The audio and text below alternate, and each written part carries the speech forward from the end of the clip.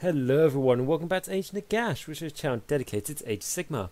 And in this video, we're going to talk about the announcement of the Beasts of Chaos Battle Tome. Now this is something I am particularly happy with and very excited about, as I've been wanting to do Beastmen for a long time now, and finally they have announced a Battle Tome. So we're going to talk about the Beasts of Chaos, which are essentially Beastmen, and how they're being made great again. Or, you know, fairly okay again. And we're also going to talk about what this also means for the rest of Age of Sigmar in the upcoming short and long-term future. And we're going to start with the Beasts of Chaos. And we're going to talk about exactly what they've said in the Warhammer community article about them. And this is basically just saying how the whole of the mortal realms has been swept in, and it goes to the apocalypse obviously from the Night Haunt, and then it sort of says that an other sort of terror to mankind has emerged, which of course are the Beasts of Chaos. And then it goes on to say that this will unite a lot of the sort of minor chaos fractions that, you know, sort of fit underneath Beast Chaos, you know, hence Monsters of Chaos, you know, Bray Herds, War Herds, Thunderscorn, so you know, your Dragon Ogres, and it even mentions Zangors as well. Now that might seem fairly obvious, as this is mainly about Beastmen, and you know, Ungors, you know, Bestigors, Gors, all those different types of Gors. You think, you know, Zangors be included, but because they're to do as each, I thought they might be separate to that, but no, they're going to be included in this, so that's interesting as well. And then I don't know at this point, but maybe Giants as well might get included in this. They're not a Monster of Chaos, but they are in a fraction by themselves. So when I'm thinking by themselves, I just really mean multiples of one, because there's only one Giant really. But they could be included in this and makes them a lot more worth it. So what is great about that is that means that instead of having loads of, you know, broken up chaos minor fractions, like if I was just to go through them, we've got, for example, the Bray Herds that have 7 units. We have Monsters of Chaos that has 6 units. We have War Herds that have 4 units. We have, you know, Thunderscorn that has 2 units. And then I don't know if they'll be included, but if Chaos Garnets are included, so the Giants, they only have 1 unit. So instead of having all those split up fractions, we add them up. That means that we've got Bray Herds and Monsters of Chaos plus together, so that's 13. War Herds in there, so that's 17. Thunderscorn in there, so that is 19. And then if Chaos Garnets are involved, I'm not too sure they are, like I say, but if they are, that will be 20 in total, which is not the biggest. Like, if we were to compare it to Blades of Khorne, they actually have 38 units in their army, but compared to what this scattered remnants of Warhammer Fantasy Beastmen were before, it's a hell of a lot of an improvement and will make it a lot better. So that for me is really, really exciting to see that change there. And like I say, you know, 20 units, and then if they also have the Zangor as well, I suppose it's 21, isn't it? So it's getting even better. So we've got that, and then if we look at to see what they are getting new, because it also says in this Warhammer community article that they are going to get a few new toys. Now this isn't going to be in new models, so I don't want anyone to get excited if you haven't already heard that they're not getting any new models, because they're not. But yeah, that is a little bit sad, but to be honest, I was just hoping for this Battle Tome, and then if they got anything else would be a bonus. And I'm really pleased with what we're getting. So what new models are we getting for the now called Beasts of Chaos? We're getting a Herdstone model, so this is something that Beastmen players basically have been wanting for a while now. As in the Bray Herd Allegiance currently, there's a Herdstone mechanic, so basically you create your own Herdstone, and it gives your army benefits around it, and it makes your opposing player, your enemy, get negatives around it. Now, being a model for this Herdstone now maybe means that some people won't be so creative now with the Herdstones, and I did see some amazing ones, so maybe there's a little bit of loss of hobby there, but you can always still make your own Herdstone, presumably, if you want to. So yeah, I think that's really cool, and the model for this, which is on the screen now, is really, really nice. So apart from this, we also get 3 new models, and these are in the forms of spells.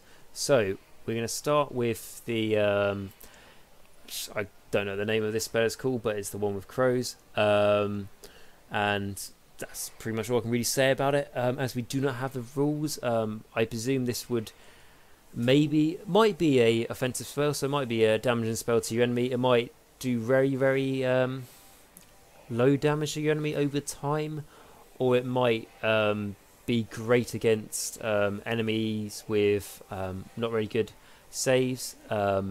As for example, it's like a swarm of crows attacking the enemy. If they've got really thick armor, it's not going to do much. If they haven't got much armor at all, like blood reavers, it's probably going to after a while kill a few of them. So that's what this could be. And if that is the case, things for like enemy missile units, shooting, all that sort of thing, if they're lightly armed, glade guard, that sort of thing, these could be really good harassing units. And what could also be nice, if they've got a bat swarm mechanic to make the enemy -1 to hit them, -1 to hit bubble basically around them when they're shooting. No idea if that's actually going to be the case, but if it is, it could be quite nice. And basically just saying random ideas here.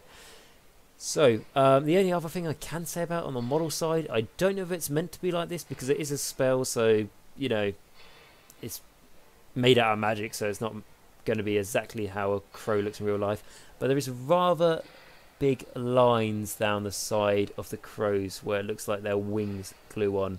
So I really hope like that's meant to be there, or that's just a mistake on this model they've done here, rather than it being a big sort of problem in the manufacturing, which they're all going to sell to us with this huge line down each of the back of the crows. Hope you should be able to see that in the pictures. But yeah, particularly on the one that's on the bottom, he's got his like right claw on one of the skulls. That the line above that is absolutely huge. So I presume it's meant to be like that. Otherwise, it's a huge defect. And then moving on to the second spell is, which I imagine is going to be called the Brayhorn, or something along those lines. My knowledge on the Beastmen, it's okay, the lore, but it's not fantastic. So there might actually be names for all these spells, and if there is, that's fantastic, and you guys can let me know in the comments. But yeah, this is quite nice. I imagine this is going to not be an offensive spell. This is going to be more of a supportive spell. What I imagine this is going to be is a aura effect. So your friendly Beasts of Chaos units within range of this horn are going to get bonuses. So I don't know, to their speed, to their attack characteristics. I think more things like that than things like their defense, because this looks like it basically it's playing sound all the time as horn. Obviously it's a magical horn, and it's just pushing your soldiers. Well, I say it's soldiers. I mean, I think that's a bit of a glorified name. Your beasts to encourage them to do more vicious acts of violence, and it's really making them, basically pumped. So I don't know, improving their to hit, to wound, whatever. But it's going to be a supportive spell for your army, which enhances the offensiveness of your army, if that makes sense. That's my opinion on it anyway. So, and then it leaves the last spell, which I think is by far the favourite for most people out there, because it's half huge, enormous ball, and half just fire, and fire is generally quite cool. So yeah, I mean, again, there might be a name for this spell, but I have no idea what it's called. But I think he's going to be a fairly offensive spell. They even say in the article, what does it say? We'll have more news for you soon on exactly what they do, meaning the spells, but it seems to be safe to say that a massive flaming charging ball is probably not a subtle spell. Now, if they tell you that, it means that it's probably not going to be a subtle spell, and it's probably more going to be offensive, and it just charges straight in the enemy. Because it's a bull, and, because obviously bulls presumably, charge in straight lines, this might be one of those spells that, of course it's going to do damage to enemy, when it hits into them and stuff, but it might be one that can only move in a straight line. It might be, it might not be. It might be one of those pendulums, but it's just, I don't know, speculating on what it's going to be. but I'm really hoping for this spell in a way it's going to be one of those ones that's really hard to cast. I don't know, say it casts on a 10 or something like that, just really, really hard to cast it. But it does insane damage. I would love it to be that way rather than it being like it casts on a 6 and it's okay, does okay damage, but you can't really complain because the casting's not that high. No, I want this thing to be really hard to cast. Every time you try and cast it, you're probably going to fail to, and you think, oh, I should have done Mystic Shield instead. But the one time you do cast this, it just does insane damage, like the Foot of Gork for the Weird Nerb Shaman. So those are all the new models we're going to get for the Beast of Chaos, and that's also basically the end of the article. There's a few other things in there just talking about the lore really, but no, it's really nice. It's a welcome change. Now I want to move on to the second thing I wanted to talk about, and that is what this actually means for Age of Sigmar as a whole, in particularly with its armies. So I first thought when the Legions of Nagash Battle Tome came out, that sort of united all these shattered death fractions, which basically was a vampire count. Someone got a hammer and smashed it like a mirror, and it all splintered into these different factions.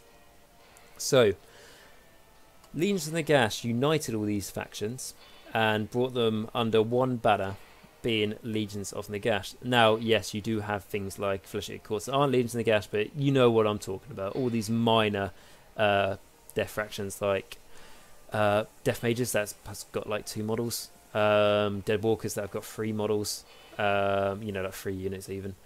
So yeah, it did a huge deal to death. It united death. It made it a lot better without giving it any new models. It had a couple of new war scrolls, but no new models. But it still made death part of the game again. It made it start doing very well at tournaments. I don't know how many tournaments death has won, but it will be certainly more now that Legions of Nagash has came out. So Legions of Nagash, like I say, was the first step in this. And then that got me thinking that, maybe how cool would it be if things like the Beastmen were one of them. I was thinking, it'd be really good if they had a book come out and united all the separate sort of, monsters of chaos and all the, the beasts under one banner, and made all these shattered fractions one whole fraction, and basically undid the damage Games Workshop did, like breaking up Beastmen. Now then, how cool would it be if Games Workshop just united Beastmen again? Because it's better, because not many people were buying, these Beastmen models, because Bray Herds, War Herds, they are awesome, but they're not that good in the game. So less people would, inevitably buy them. So making them better in the game makes more people buy them, gets Games Workshop more money, and shows more love for that, range of models. So I thought that would be awesome. I actually even called, saying, I don't know, the battle tome be called Beast of Chaos, and it is called Beast of Chaos, so that is pretty cool for me. I'm happy with that. And then I also thought other ones that could come out as well, which are like Worshippers of the Horned Rat, which would unite all the Skaven clans under one banner. And for me, it would work very similar to Legions of Nagash, because Legions of Nagash has got many legions within it. Obviously, it's got the Legion of Blood, the Legion of Sacrament, Legion of Night, and the Grand Host Nagash. The Skaven, Clan Scryer, Clan Moulder, Clan Verminous, Clan Eshin, Clan Pestilence, and of course the glorious Master Clan, which is really cool, but can never be used in the game, as far as I'm aware, because it doesn't have any battle line units. I believe that's all the Skaven clans. If I am, I do surely apologise, because I love the Skaven, but I think that's all of them. And yeah, how cool would it be if that was all united under, one banner, Legions of Nagash? So it means that you can borrow units from different types of clans. But if you want to specify in one clan, you want to just do Clan Moulder, or Clan Eshin, and hopefully they'll get some new models soon. It would be really cool.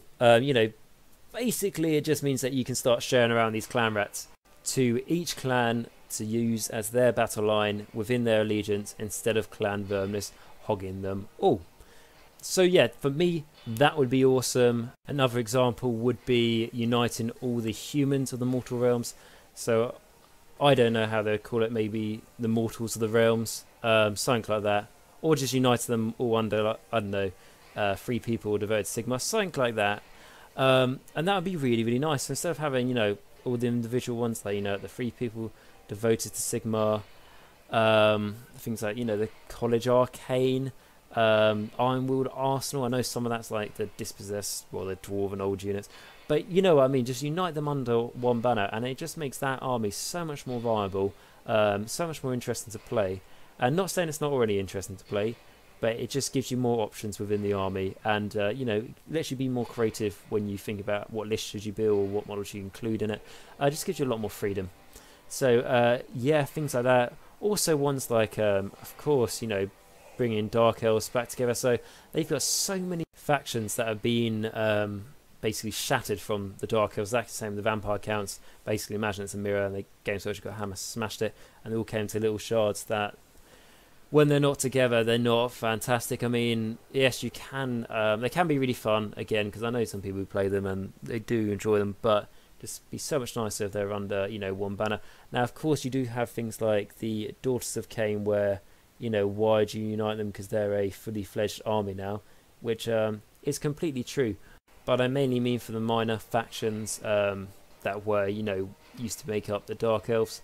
I don't know how they would do it. Maybe make them devoted to Malekith or something like that. But I know Malekith, his name has changed now. I can't remember exactly what it is at the moment, and if I could, don't know how to pronounce it, but I know he has become a god and sort of merged with his dragon, and he will probably get his own faction come out at some point. I imagine 2019 when Slaanesh comes out, because I do think Slaanesh will be coming out in January to match up when the other gods got their updates over the last few years. So yeah, that's just a few examples there. I'm sure there's many more out there. You know, there's plenty within Order, let alone. And Chaos, you know, for example, the Beasts of Chaos and the Worshippers of the Horned Rat are like 2 that could really nicely happen. And it wouldn't require much work from Games Workshop. Now, again, you could say a Battle Tome where it takes a while to make, or that to test the rules within it, make sure they're balanced. But realistically, it doesn't take that long. Games Workshop, as many times as it says it's not a big company, in this industry it's a huge company, so it should be able to do that without many problems, and plenty of people buy the books and spend more money on the models. As I've been wanting to do a Beastmen army now for a long time, but the thing that's put me off is I really want to like collect the Bray herds and stuff, but the problem is if I just go with Bray herds under that allegiance, I can't have the Minotaurs and the War herds, and yes, I can ally them in, but I sort of want them as the, you know, as one whole army. And alternatively, if I go, well, I'll go Warherds then, and so I can as many Minotaurs, you know, Cygors and stuff as I want. If I do that, that army doesn't really have any infantry, so it's not really good at holding objectives. So the, you know, the Bray herds aren't very, you know, they've got the infantry, but not much else. And then the Warherds have got basically anything but the infantry to hold those models. You know, they've got all their monstrous creatures. And again, it's like the Monsters of Chaos that are awesome, and you can ally them into different, you know, Chaos armies. But it'd be nice if they're united under a banner, which they will be now on the Beasts of Chaos. So yeah, I'm really happy about that, and that's definitely what I think we're going to see in the future. We're definitely going to see minor, you know, factions under one allegiance. I think the Horned Rat might be, you know, the Worship of the Horned Rat, I think it'd be called, might be the next one, or I'm not too sure what the next one will be, but I think it'll definitely be there, or even the, you know, the Free People could be the next one. Or another one, what would be quite nice, is for the Dark Oath to get a release. Now, I believe it is Dark Oath, like the Dark Oath Chieftain and stuff from, believed to be Silver Tower. Because, for me, the Dark Oath is like, what is he the Chieftain of? Unless they don't explain it, that's fair enough. But I think Slaves of Darkness will maybe get turned into Dark Oath at some point, or might come under a Dark Oath banner along with Everchosen. Now that's completely speculation, along with everything else I just said, but it could happen. It could unite these two. Well, I say minor, I mean Slave of Darkness is a pretty big fraction, but it could unite these two. I was going to say older fractions as well, but Everchosen is pretty new. Okay, it could unite this older fraction, which is Slaves of Darkness, and this newer but smaller faction, which is ever chosen underneath one banner, and just sort of make Chaos Undivided what would be a nice battle tome. And that's pretty much all I really wanted to say in this video. Also, I will probably be going down the Beasts of Chaos route, as, like I say, Beastmen is something I wanted to do for a long time and never really did it because they were too divided. But now they've been brought back together. I will be doing that in the future more than likely. So if that's something you'd like to see on this channel, we talk about you know, Beastmen and, you know, army speculations and things like that. Please let me know in the comments, because I would really quite like to do that and just talk about what they could be getting, what could be, you know, good army builds, and just reviewing the Grand Alliance as a whole and basically follow my hobby progress. Let me know in the comments. If you don't want me to do that, I completely understand, because I know this is a death-centric channel and that's where you guys mainly come to watch. So yeah, that's pretty much it with the Beastmen. Really happy with them, or the Beasts of Chaos they're called now, and I can't wait for them to come out in September. So if you've enjoyed this video, please like, subscribe and comment down below, and comment any questions you may have and I'll be happy to answer them. And until next time, remember, Nagash is all and all is one in Nagash.